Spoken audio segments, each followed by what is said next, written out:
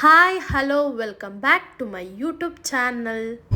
Guys, ನಾವಿವಾಗ ಭೂವರಹನಾಥ ಸ್ವಾಮಿ ದೇವಸ್ಥಾನಕ್ಕೆ ಹೋಗ್ತಾ ಇದ್ವಿ. ನಮ್ಮ ಜೊತೆಗೆ ಇವರೆಲ್ಲ ಇದ್ದಾರೆ ಆ್ಯಂಡ್ ವಿನಯ್ ಡ್ರೈವ್ ಮಾಡ್ತಾ ಇದ್ದಾರೆ. ಆ್ಯಂಡ್ ಅಲ್ಲಿಗೆ ಹೋಗಿ ಸಿಗ್ತೀವಿ, ಬನ್ನಿ. ಗೈಸ್, ಟ್ರೈನ್ ಬರ್ತಿದೆ ಅಂತ ಸ್ಟಾಪ್ ಮಾಡಿಸಿ. ಸೊ ಇವಾಗ ಟ್ರೈನ್ ಮೂವ್ ಆಯಿತು, ಇವಾಗ ನಾವು ಮೂವ್ ಆಗಬೇಕು. ನೋಡಿ ನೋಡಿ ಅಲ್ಲಿ ಇವಾಗ ಹೋಗ್ಬೇಕು. ನಿಮ್ಮ ಅಮ್ಮನ ಲಾಸ್ಟ್ ನಂಬರ್ ಇದೆ ಎಸ್ ಗೈಸ್, ಇವಾಗ ಹೋಗ್ತಾ ಇದೀವಿ. ಇವಾಗ ಏನಾಯ್ತು ಅಂದ್ರೆ ನಮ್ ಸಾನ್ವಿ ಫ್ರೆಂಡ್ ಕೂಡ ಬಂದಿದ್ರಾ. ಸೊ ಅವ್ರ ಅಮ್ಮನ ಪರ್ಮಿಷನ್ ಕೇಳಲಿಲ್ಲ ಅಂತ ಸ್ವಲ್ಪ ಭಯ ಪಡ್ತಾ ಇದ್ಲು. ಸೊ ಅವ್ರ ಅಮ್ಮಂಗೆ ನಾವು 5 o'clock ಕಳ್ಸ್ಕೊಡ್ತೀವಿ ಅಂದಿದೀವಿ. ಸೊ ಇವಾಗ ಥ್ಯಾಂಕ್ ಯು ಸೋ ಮಚ್ ಅಂತ ಇದ್ಲು. ಓಕೆನಾ ಋತ್ವಿಕಾ? ಬಾಯ್. ಎಸ್ ಗೈಸ್, ಇವಾಗ ಅವಳು ಕರ್ಕೊಂಡಿದ್ವಿ ಆಗ್ಲೇ. ಇವಾಗ ಅವ್ರ ಅಮ್ಮನ ಪರ್ಮಿಷನ್ ಸಿಗ್ತಲ್ಲ, ಇವಾಗ ಹೋಗ್ತಾ ಇದ್ದೀವಿ. ಅಲ್ಲಿಗೆ ಹೋದ್ಮೇಲೆ ಸಿಗ್ತೀವಿ.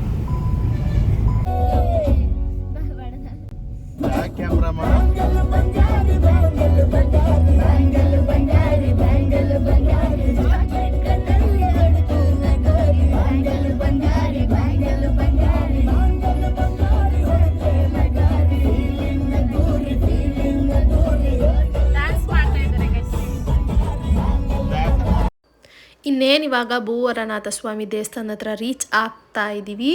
ಆ್ಯಂಡ್ ಎಸ್, ಫೈನಲಿ ನಾವು ಇವಾಗ ದೇವಸ್ಥಾನದ ಹತ್ರ ರೀಚ್ ಆದ್ವಿ. ಸೊ ಕಾರ್ನ ಸ್ವಲ್ಪ ದೂರನೇ ಪಾರ್ಕ್ ಮಾಡಿ ನೆಡ್ಕೊಂಡು ಹೋಗ್ತಾ ಇದ್ದೀವಿ ಇವಾಗ ದೇವಸ್ಥಾನದ ಹತ್ರ.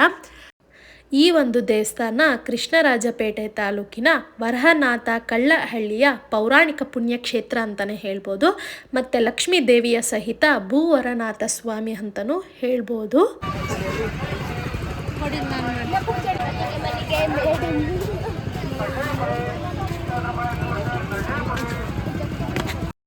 ದೇವಸ್ಥಾನ ಸ್ವಲ್ಪ ರಶ್ ಇತ್ತು ಅಂತಲೇ ಹೇಳ್ಬೋದು. ಅಂದರೆ ನಾವು ಹೋಗಿದ್ದು ಸಂಡೇ ಅಲ್ವಾ.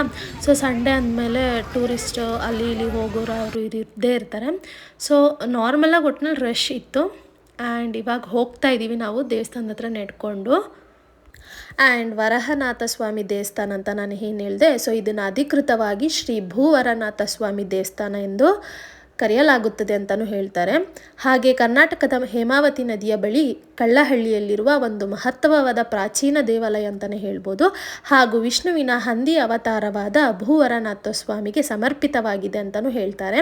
ಮತ್ತು ಈ ಒಂದು ದೇವಾಲಯ ದೊಡ್ಡದಾದ ಬೂದು ಕಲ್ಲಿನ ದೇವರ ವಿಗ್ರಹವನ್ನು ಹೊಂದಿದ್ದು, ಸೊ ದೇವಿಯು ತನ್ನ ತೊಡೆಯ ಮೇಲೆ ಕುಳಿತಿದ್ದಾಳೆ ಅಂತಲೂ ಹೇಳ್ತಾರೆ. ನೋಡಿ ಈ ಕಡೆ ನೋಡಿ, ನಮ್ಮ ಶ್ರೀಮತಿ ಅವರು ಹೆಂಗೆ ಹೋಗ್ತಿದ್ದಾರೆ ಅಂತ. ಮುಂದೆ ಹೋಗ್ತಿದ್ದಾರೆ, ನಾವು ಹಿಂದೆ ಹೋಗ್ತಾ ಇದ್ದೀವಿ. ಆ್ಯಂಡ್ ನಾನು ಆಗಲೇ ಹೇಳಿದೆ ಅಲ್ವಾ, ಈ ಒಂದು ದೇವಾಲಯ ದೊಡ್ಡದಾದ ಬೂದು ಕಲ್ಲಿನ ದೇವರ ವಿಗ್ರಹ ಹೊಂದಿದೆ ಅಂತ.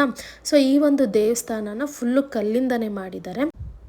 ಆ್ಯಂಡ್ ಅಲ್ಲಿ ನೀವು ಇಟ್ಕೆ ನೋಡ್ತಾ ಇರ್ಬೋದು ಅಲ್ವಾ, ಅದು ಮನೆ ಕಟ್ಟೋರಾಗಿರ್ಬೋದು, ಕಟ್ಟಿ ಒಂದು ಕಂಪ್ಲೀಟ್ ಆಗಲಿ ಅಂತ ಕೇಳ್ಕೊಂಡಿರೋರು ಇರ್ಬೋದು. ಸೊ ಆ ರೀತಿ ಹರಕೆ ಇರೋರು ಸೊ ಆ ರೀತಿ ಒಂದು ಇಟ್ಕೆನ ಇಟ್ಬಿಟ್ಟು ಅವರು ಹರಕೆನ ಕೇಳ್ಕೊಂಡು ಹೋಗ್ತಾರೆ.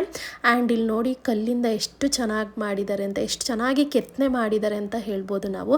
ಅದು ನಾನು ವಿಗ್ರಹನ ಅಷ್ಟೊಂದು ನೀಟಾಗಿ ಕ್ಯಾಪ್ಚರ್ ಮಾಡ್ಕೊಳಕ್ಕಾಗಲಿಲ್ಲ. ಸೊ ಆ ಒಂದು ವಿಗ್ರಹನೂ ಕೂಡ ಕಲ್ಲಿಂದನೇ ಇದೆ ಅಂತ ಹೇಳ್ಬೋದು.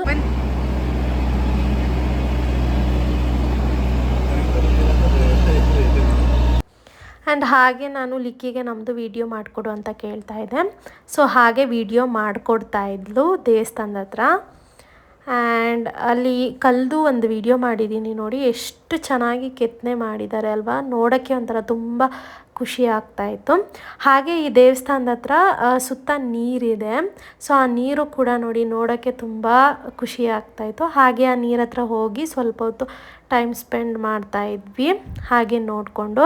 ಆ್ಯಂಡ್ ಅಲ್ಲಿ ನೋಡಿ ಒಂಥರ ಫಾರೆಸ್ಟ್ ಥರನೇ ಇತ್ತು ಅಲ್ಲಿ ಮಧ್ಯ.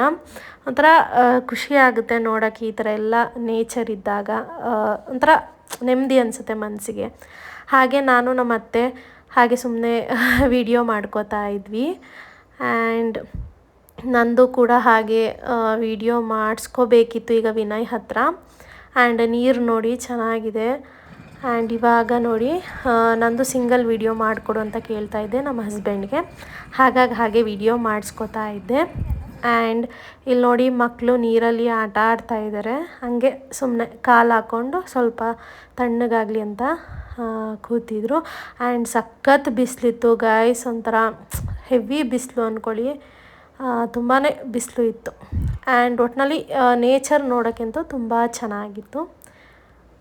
ಆ್ಯಂಡ್ ಹಾಗೆ ತುಂಬ ದಾವಾಗ್ತಿತ್ತು ಅಂತ ಕಬ್ಬಿನ ಜ್ಯೂಸ್ ಹೇಳಿದ್ವಿ ಎಲ್ಲರಿಗೂ. ಹಾಗೆ ಕಬ್ಬಿನ ಜ್ಯೂಸ್ ಕುಡಿತಾ ಹಾಗೆ ಮಾತಾಡ್ಕೊಂಡು ಕೂತಿದ್ವಿ. ಈ ಒಂದು ದೇವಸ್ಥಾನದ ಪ್ರಮುಖ ಲಕ್ಷಣ ನೋಡೋದಾದರೆ ಭೂವರಹನಾಥ ಸ್ವಾಮಿ ವಿಷ್ಣುವಿನ 3ನೇ ಅವತಾರ ಅಂತ ಹೇಳ್ಬೋದು. ಮತ್ತು ಹಿರಣ್ಯಾಕ್ಷ ಎಂಬ ರಾಕ್ಷಸನಿಂದ ಭೂಮಿ ತಾಯಿಯನ್ನು ಅಂದರೆ ಭೂದೇವಿನ ಕಾಡು ಹಂದಿ ರಕ್ಷಿಸಿದೆ ಅಂತ ಹೇಳ್ಬೋದು. ಹಾಗೆ ಇಲ್ಲಿನ ಭಕ್ತರು ಸಂಪತ್ತು, ಆಸ್ತಿ ಮತ್ತು ತಮ್ಮ ಮನೆಗಳ ಯಶಸ್ವಿ ನಿರ್ಮಾಣಕ್ಕಾಗಿ ಆಶೀರ್ವಾದ ಪಡೆಯಲು ಈ ಒಂದು ದೇವಾಲಯಕ್ಕೆ ಭೇಟಿ ನೀಡ್ತಾರೆ ಅಂತಲೇ ಹೇಳ್ಬೋದು. ಗೈಸ್ ಅಲ್ಲಿ ಕಾಂಪಿಟೇಷನ್ ನಡೀತಾ ಇದೆ, ಯಾರು ಫಸ್ಟ್ ಹೋಗ್ತಾರೆ ಅಂತ. ನಮ್ಮ ಅತ್ತೆನೂ ಕಾಂಪಿಟೇಷನ್ ಹೋಗ್ತಾ ಇದ್ರು, ಇವಾಗ ಹಿಂದೆ ಆಗ್ಬಿಟ್ಟವ್ರೆ. ಸೊ ಸಾನ್ವಿ ಮುಂದೆ, ಇವಾಗ ಸಾನ್ವಿ ಫ್ರೆಂಡ್ ಓಡೋದು. ಎಸ್ ಗೈಸ್ ಅಷ್ಟೇ, ನಮ್ಮ ಅತ್ತೆ ಇನ್ನೂ ಹಿಂದೆ ಹೋಗ್ತಾ ಇದ್ದಾರೆ.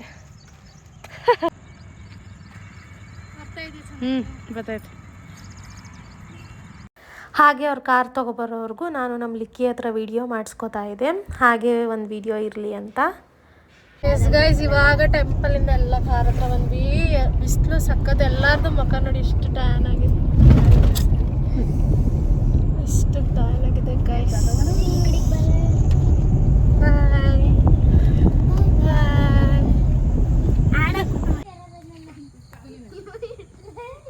ಹಾಗೆ ಆನ್ ದ ವೇ ಹೋಗ್ತಾ ಒಂದು ಒಳ್ಳೆ ಸ್ಪಾಟ್ ಸಿಕ್ಕಿತ್ತು. ಸೊ ಅಲ್ಲೂ ಕೂಡ ಸ್ವಲ್ಪ ಫೋಟೋಶೂಟ್ ಮಾಡ್ಕೊಳ್ಳೋಣ ಅಂತ ಇಳ್ದು ಮಾಡ್ಕೊತಾ ಇದ್ವಿ. ಏನಾದ್ರು ನಗಾಡಿ ಹಂಗೆ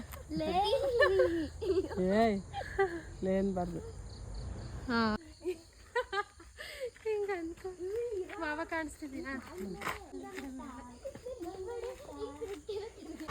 ಗೈಸ್? ಈ ಸ್ಪಾಟ್ ಅಲ್ಲಿ ನಾವು ಫೋಟೋಶೂಟ್ ಮಾಡಿದ್ದು.